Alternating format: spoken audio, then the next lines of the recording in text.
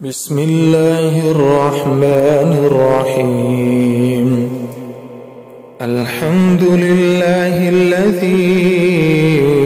أنزل على عبده الكتاب ولم يجعل له عوجا قيما لينذر بأسا شديدا من لدنه ويبشر المؤمنين الذين يعملون الصالحات أن لهم أجرا حسنا ماكثين فيه أبدا وينذر الذين قالوا اتخذ الله ولدا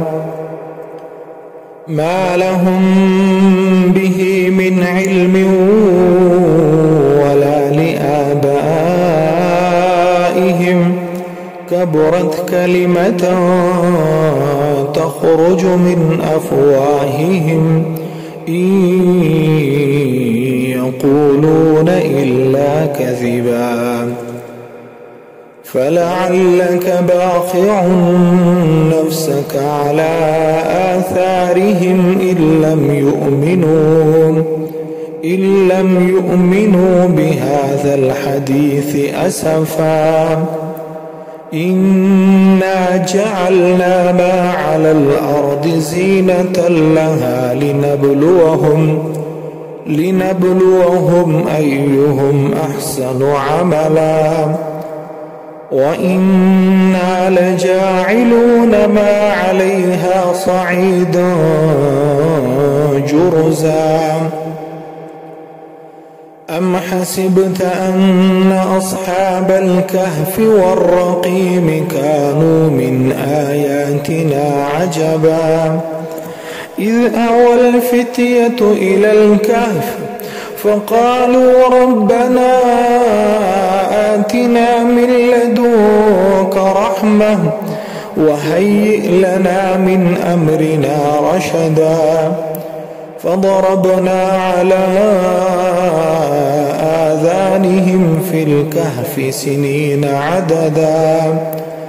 ثم بعثناهم لنعلم أي الحزبين أحصى لما لبثوا أمدا نحن نقص عليك نبأهم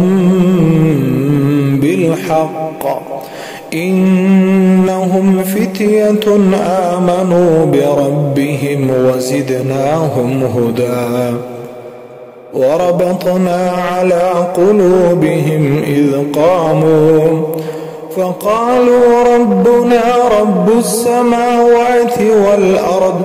لن ندعو من دونه إلها لقد قلنا إذا شططا هؤلاء قومنا اتخذوا من دونه آلهة لولا يأتون عليهم بسلطان بين فمن أظلم ممن افترى على الله كذبا وإذ اعتزلتموهم وما يعبدون إلا الله فأووا إلى الكهف ينشر لكم ربكم من رحمته ويهيئ لكم من أمركم مرفقا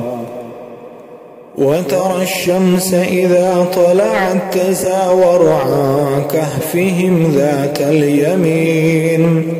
وإذا غربت تقرضهم ذات الشمال وهم في فجوة منه ذلك من آيات الله من يهد الله فهو المهتد ومن يضلل فلن تجد له وليا مرشدا وتحسبهم أيقاظا وهم رقود ونقلبهم ذات اليمين وذات الشمال وكلبهم باسط ذراعيه بالوصيد لو اطلعت عليهم لوليت منهم فرارا ولملئت منهم رعبا وكذلك بعثناهم ليتساءلوا بينهم قال قائل منهم كم لبثتم قالوا لبثنا يوما أو بعض يوم قالوا ربكم أعلم بما لبثتم فبعثوا أحدكم بورقكم هذه إلى المدينة فلينظر أيها أزكى طعاما فليأتكم برزق منه وليتلطف ولا يشعرن بكم أحدا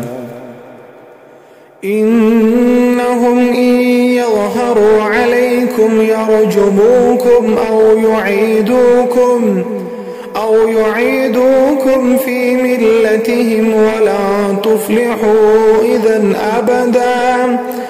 وكذلك أعثرنا عليهم ليعلموا أن وعد الله حق وأن الساعة لا ريب فيها إذ يتنازعون بينهم أمرهم فقالوا بنوا عليهم بنيانا ربهم أعلم بهم قال الذين غلبوا على أمرهم لنتخذن عليهم مسجدا سيقولون ثلاثة رابعهم كلبهم ويقولون خمسة سادسهم كلبهم رجما بالغيب ويقولون سبعة وثامنهم كلبهم قل ربي أعلم بعدتهم ما يعلمهم إلا قليل فلا تمار فيهم إلا مراء ظاهرا ولا تستفت فيهم منهم أحدا ولا تقولن لشيء إني فاعل ذلك غدا إلا أن يشاء الله واذكر ربك إذا نسيت وقل عسى أن يهديني ربي لأقرب من هذا رشدا ولبثوا في كهفهم 300 سنين وازدادوا 9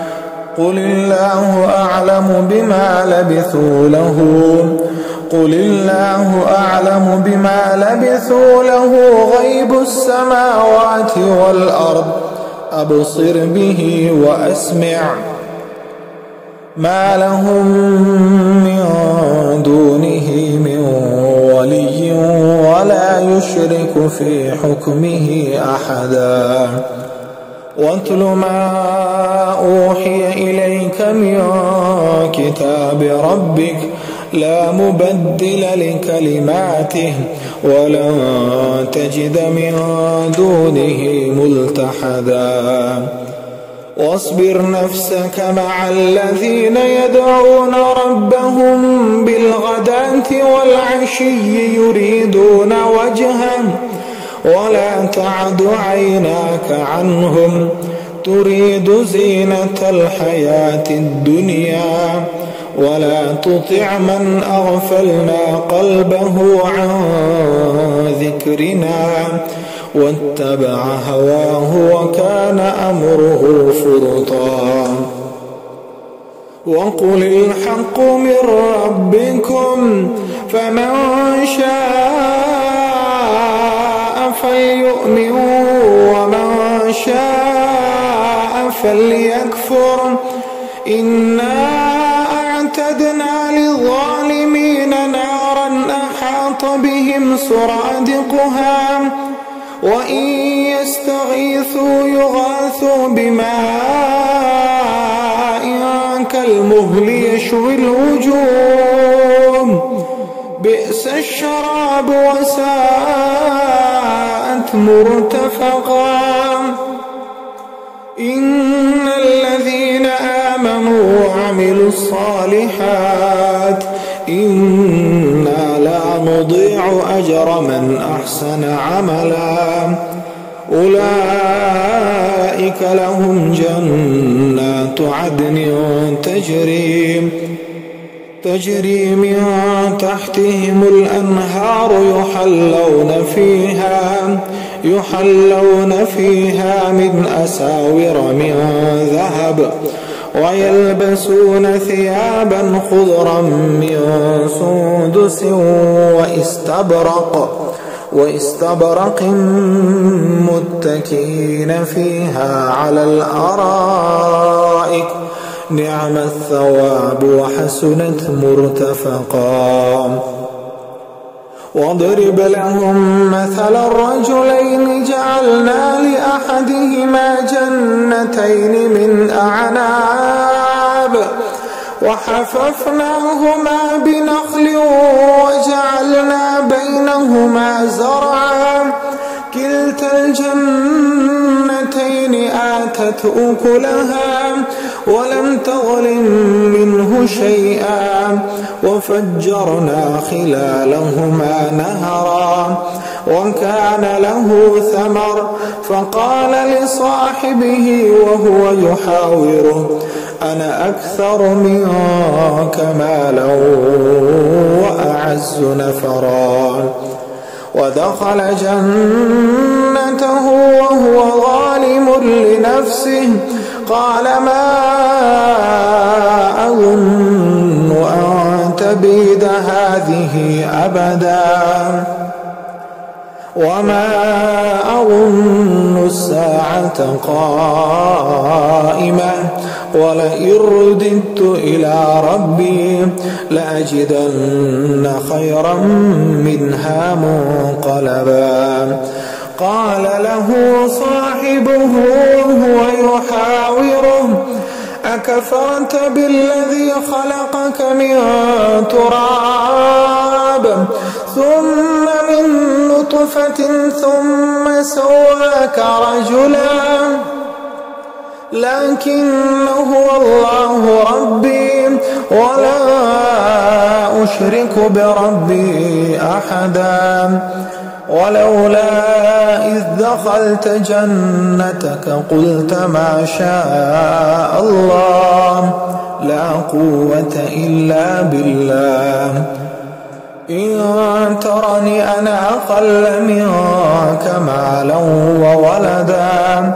فعسى ربي أن يؤتيني خيرا من جنتك ويرسل عليها حسبانا من السماء فتصبح صعيدا زلقا أو يصبح ماؤها غورا فلن تستطيع له طلبا وأحيط بثمره فأصبح يقلب كفيه على ما أنفق فيها وهي خاوية على عروشها ويقول يا ليتني لم أشرك بربي أحدا ولم تكن له فئة ينصرونه من دون الله وما كان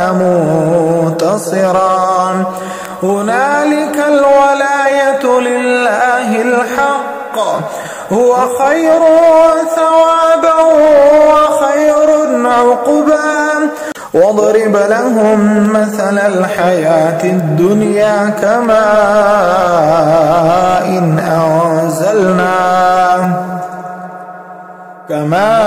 إن أنزلناه من السماء فاختلط به نبات الأرض فأصبح هشيما تذروه الرياح وكان الله على كل شيء مقتدرا. المال والبنون زينة الحياة الدنيا والباقيات الصالحات خير عند ربك ثوابا وخير أملا. ويوم نسير الجبال وترى الأرض بارزة وحشرناهم فلم نغادر منهم أحدا وعرضوا على ربك صفا لقد جئتمونا كما خلقناكم أول مرة بل زعمتم أن لن نجعل لكم موعدا. ووضع الكتاب فترى المجرمين مشفقين مما فيه ويقولون يا ويلتنا ما لهذا الكتاب لا يغادر صغيرة ولا كبيرة إلا أحصاها ووجدوا ما عملوا حاضرا ولا يظلم ربك أحدا. وإذ قلنا للملائكة اسجدوا لآدم فسجدوا إلا إبليس كان من الجن ففسق عن أمر ربه أفتتخذونه وذريته أولياء من دوني وهم لكم عدو بئس للظالمين بدلا. ما أشهدتهم خلق السماوات والأرض ولا خلق أنفسهم وما كنت متخذ المضلين عضدا.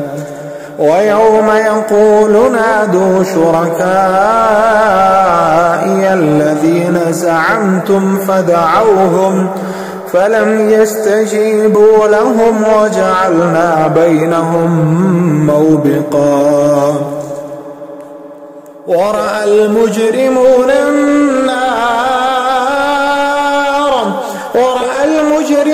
النار فظنوا أنهم مواقعوها ولم يجدوا عنها مصرفا. ولقد صرفنا في هذا القرآن للناس من كل مثل وكان الإنسان أكثر شيء جدلا. وما منع الناس أن يؤمنوا إذ جاءهم الهدى ويستغفروا ربهم إلا أن تأتيهم سنة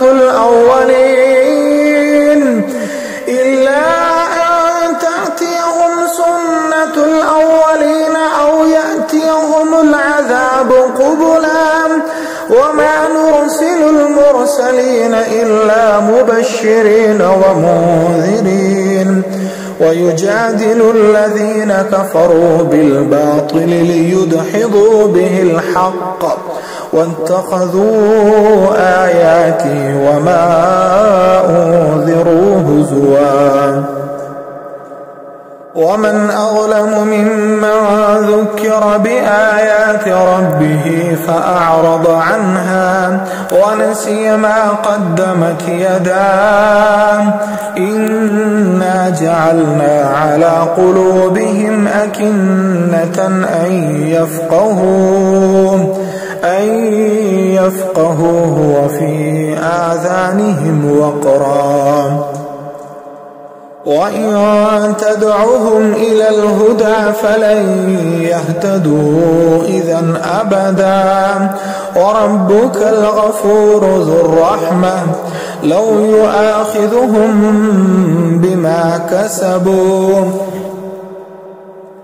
لو يؤاخذهم بما كسبوا لعجل لهم العذاب بل لهم موعد لن يجدوا من دونه موئلا وتلك القرى أهلكناهم لما ظلموا وجعلنا لمهلكهم موعدا وإذ قال موسى لفتاه لا أبرح حتى أبلغ مجمع البحرين أو أمضي حقبا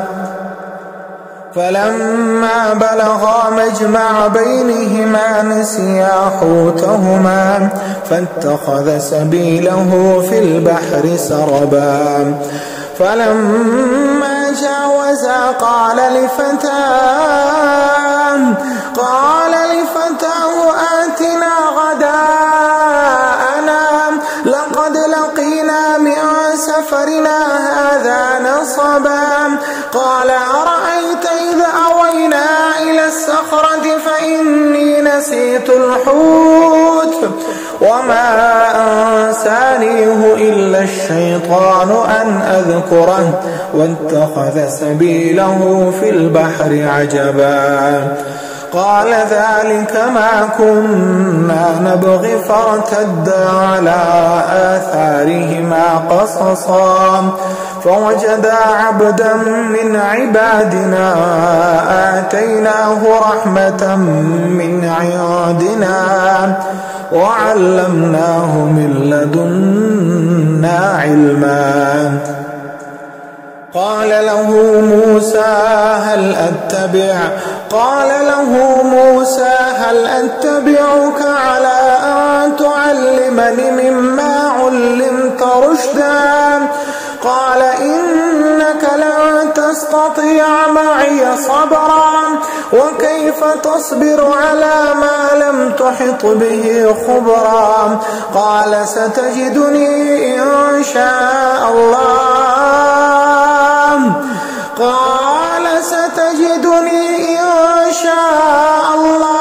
صابرا ولا أعصي لك أمرا قال فإن اتبعتني فلا تسألني عن شيء حتى أحدث لك منه ذكرا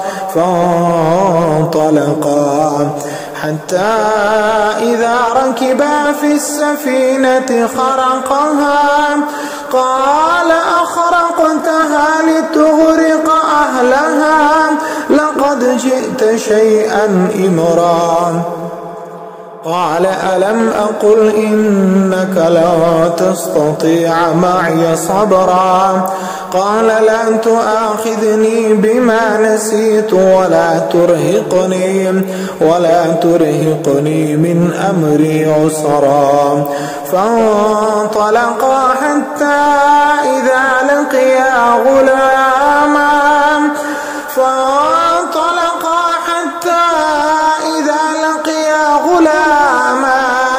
فقتله قال أقتلت نفسا زكية بغير نفس لقد جئت شيئا نكرا قال ألم أقل إنك لن تستطيع معي صبرا قال إن سألتك عن شيء بعدها فلا تصاحبني قد بلغت من لدني عذرا فانطلقا حتى إذا أتيا أهل قرية استطعما أهلها فأبوا أن يضيفوهما فوجدا فيها جدارا يريد أن ينقض فأقامه قال لو شئت لاتخذت عليه أجرا قال هذا فراق بيني وبينك سأنبئك بتأويل ما لم تستطع عليه صبرا أما السفينة فكانت لمساكين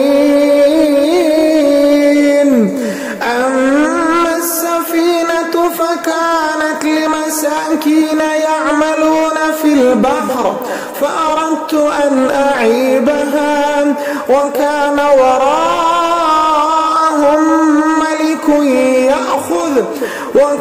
وراءهم ملك يأخذ كل سفينة غصبا وأما الغلام فكان أبواه مؤمنين فخشينا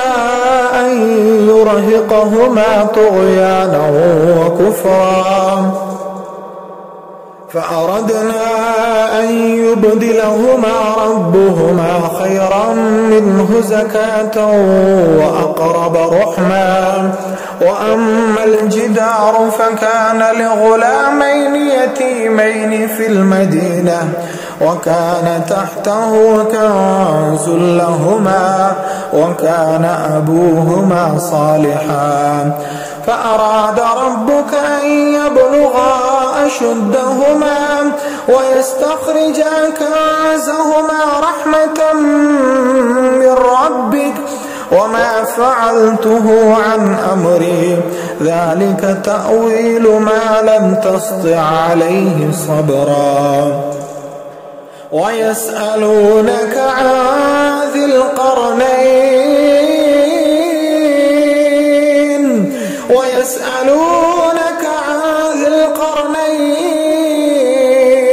قل سأتلو عليكم منه ذكرا إنا مكنا له في الأرض وآتيناه من كل شيء سببا فأتبع سببا حتى إذا بلغ مغرب الشمس وجدها تغرب في عين حمئة ووجد عندها قوما قلنا يا ذا القرنين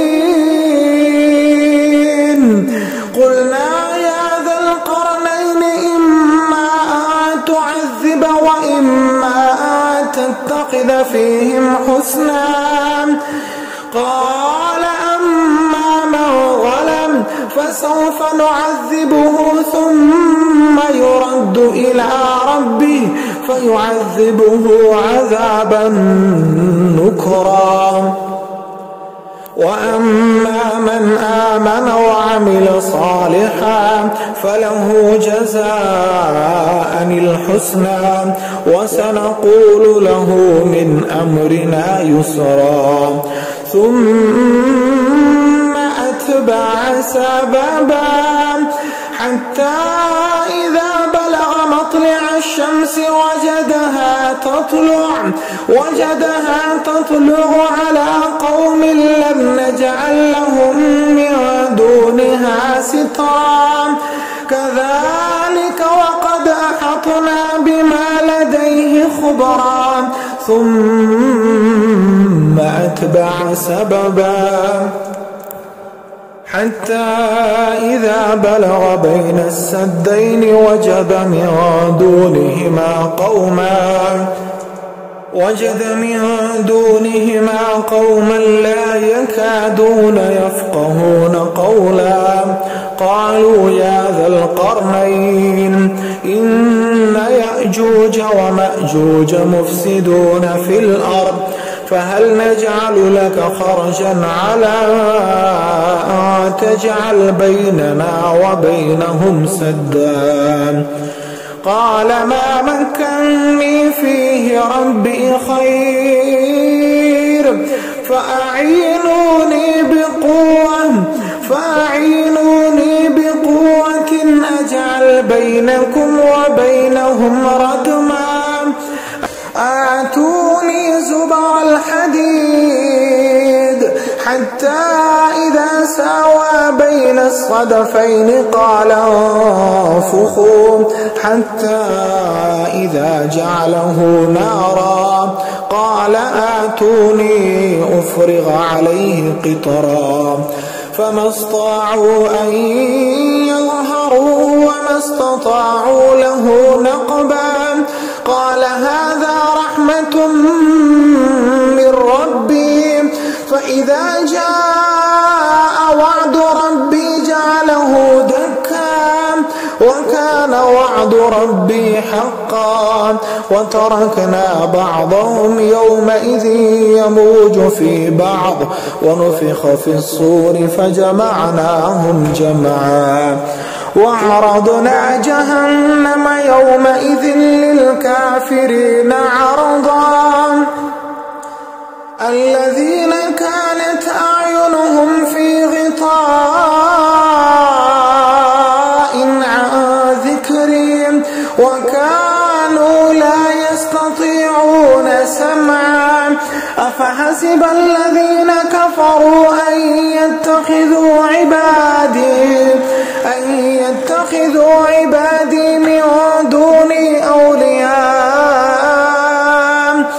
إنا أعتدنا جهنم للكافرين نزلا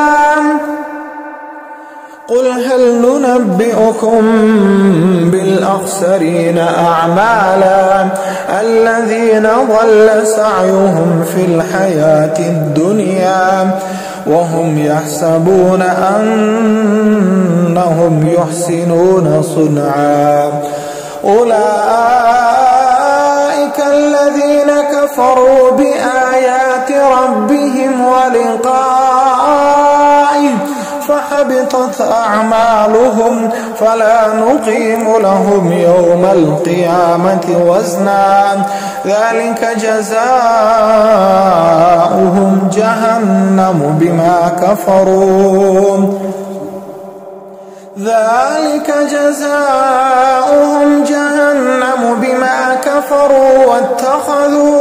واتخذوا آياتي ورسلي هزوا إن الذين آمنوا وعملوا الصالحات كانت لهم